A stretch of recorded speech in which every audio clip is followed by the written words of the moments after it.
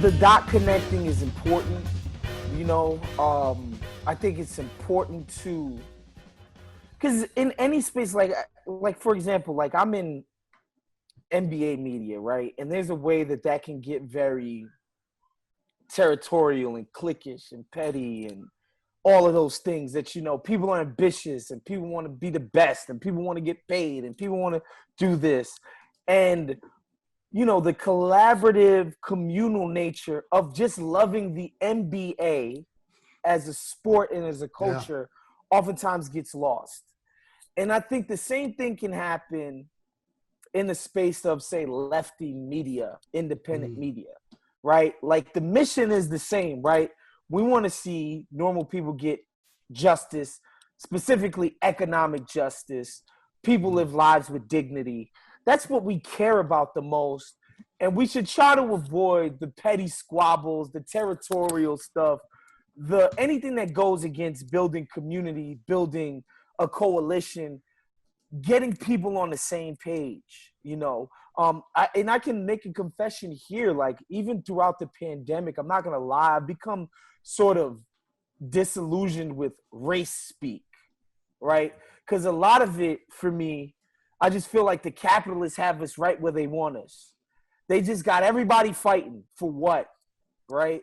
And so I've become disillusioned with, obviously I want racial justice for black people. Of I'm course. fucking black. You know what I mean? Yeah. But I've become disillusioned with the way that fight gets sort of carried into our discourse as people who are trying to make gains, you know? And I'm not going to lie, like Mike sort of helped me with that. And Mike was, you know, he was as big into racial justice as possible, but anybody can see that sort of, and I'm not just talking about black people doing it. I'm talking about all shades of liberals who just go super duper woke on me. And I'm just like, yo, fam, like, I promise you, I love myself. I love being black. I love black people. Like, nothing you could do or say to me is going to change that. But, yo, relax. Like, normal people don't talk like this. You know what I'm saying? Like, we got to be able to have conversations with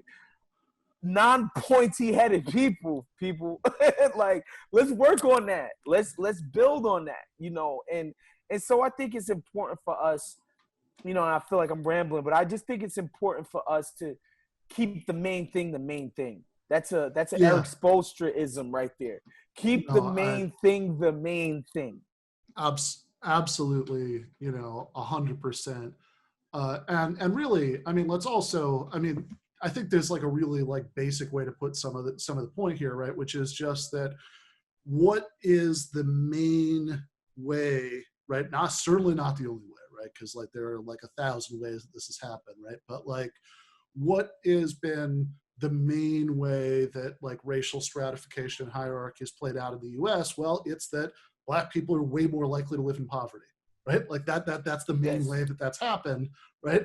And any solution to that, right, has got to go through getting everybody who's living under those conditions, right, to see. And that's what I think the project should be, is getting people to understand, people who aren't black to understand that, yes, while it may seem appealing to want to believe and feel that just waking up white every day makes you amazing. And I get it. I get the appeal of that. It's seductive to just like, to be able to be like, I get to access superiority, awesomeness, just by virtue of the fact that I wake up white every day. I get that, but let's not get it twisted. Those people who sold you that idea left your ass behind. They didn't come through on the promise. They have not made your lives fundamentally better than black people. Matter of fact, you get to see it in action. Fancy black people on your TV every single day. The promise was that you were going to be given that access. You were going to be given all of that in exchange for giving them the power to do it. And they never delivered on it for you. And our mission should be to explain that to people, to get that through to people, that they did not deliver. Not that you were a fool for wanting it, not that you're a bad person and you're racist, which you might be, in blah, blah, blah, blah, blah, all of those fucking things. you know what, man? I don't give a fuck if somebody gets to be racist in Kentucky, so long as there are people in Harlem who get to have a livable wage, get to live in a freaking apartment or whatever that isn't dilapidated and all of that. Like, I'm sorry, that's a decent trade-off for me. You go ahead, feel like you are God's gift to this green earth. So long as normal people get to live in dignity, that's the trade-off. I'm sorry, I'm willing to make, y'all. Yeah, fair enough. Before I let you go, so there is something completely unrelated that I want to bring up at the very end here, which is that Nando is going to come back. Also, Mike Racine sometime in the next month or two and do a bonus episode of where we're just going to talk about The Sopranos. Do you want to join for that? Absolutely. So I have actually 3 favorite shows of all time. I'm going to be very basic about The Sopranos and The Wire. That's basic. I know. The third one is actually The Young Pope because, like I said, I grew up Catholic and like what they're doing, explaining that shit, explaining Catholicism is just genius work. But I always waffle between The Wire and The Sopranos, just as like actually obviously both are genius works for different reasons. But The Sopranos is so fucking funny. That show is so funny. Yes, there's guns and drugs and strippers and craziness, and obviously there's this high-minded stuff when it comes to just America and society and just, you know, therapy and all of that kind of stuff, which I love too, but it's so funny. And so absolutely. I'll be happy to come on and talk Sopranos anytime.